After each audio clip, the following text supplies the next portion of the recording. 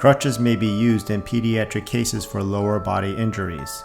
It is important that they are sized and used correctly. To adjust the height, press in the button shown here and slide the button up or down. The top of the crutch should be approximately 2 to 3 fingers width away from the armpit to prevent injury. Here this crutch is sized correctly. Here the handle is too low. In order to have the crutches sized and used properly, the handle should be at the level of the wrist. The handle can be adjusted as shown.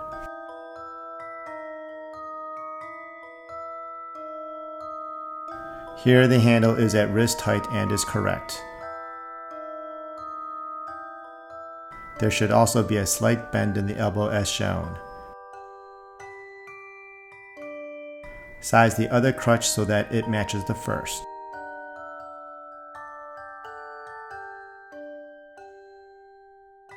Whoops, this one is too high. Adjust the height as previously shown. When finished, make sure both sides are identical.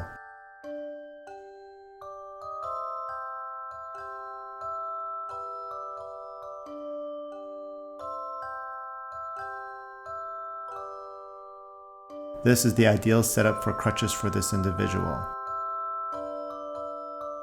If a person is non-weight bearing, they are not allowed to place any weight through the injured leg. This can be performed using the swing through technique as shown. This allows no weight to be placed through the injured leg. Be sure to always advance both crutches first. Circle the crutches out then in while walking to prevent the bottoms from scraping on the ground. When a person can put weight through the injured leg, the crutches always follow the injured leg. This can be done for partial weight bearing or weight bearing as tolerated.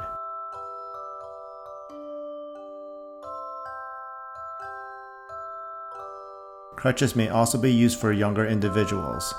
Here they are showing a swing to pattern because they are swinging to the crutches. Here they are showing a step to pattern by stepping to the crutches.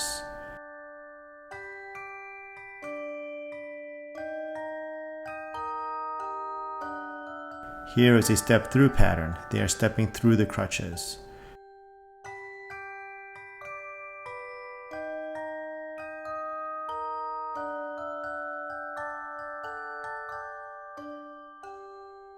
As the individual heals, one crutch walking may be performed to place more weight through the injured leg. The crutch should always be used in the opposite hand. For a left leg injury, the cane is held in the right hand. For walking, the crutch always follows through the injured leg for maximum safety. It is important to teach walking with one crutch so that they are used correctly and safely.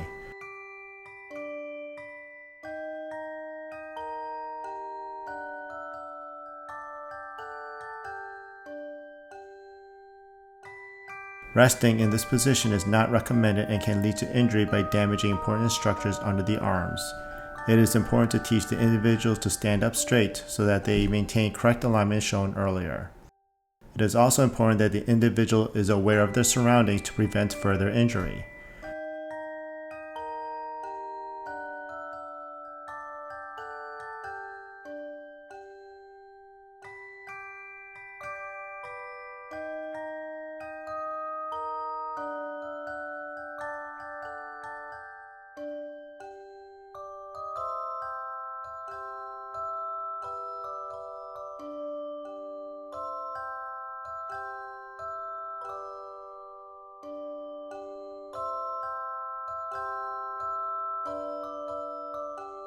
To go up the stairs, it is important to remember that the good leg always goes first, followed by the injured leg.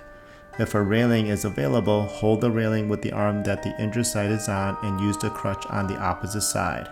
The crutch always stays with the injured leg. To go down the stairs, the injured side always goes first and is followed by the good leg.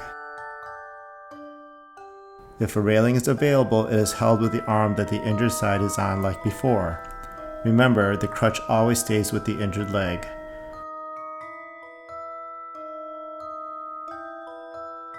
To climb the stairs without a railing, the good leg always goes first, followed by the injured leg and the crutches together.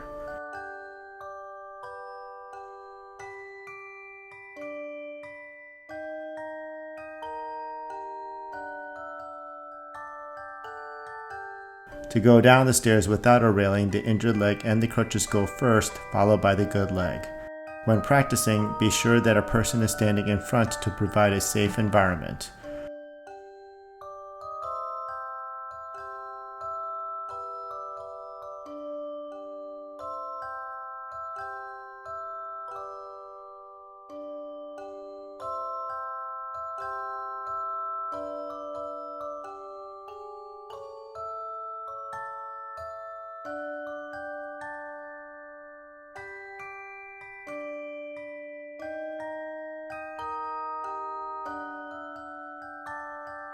So we can continue to make these free educational videos, please subscribe to our channel.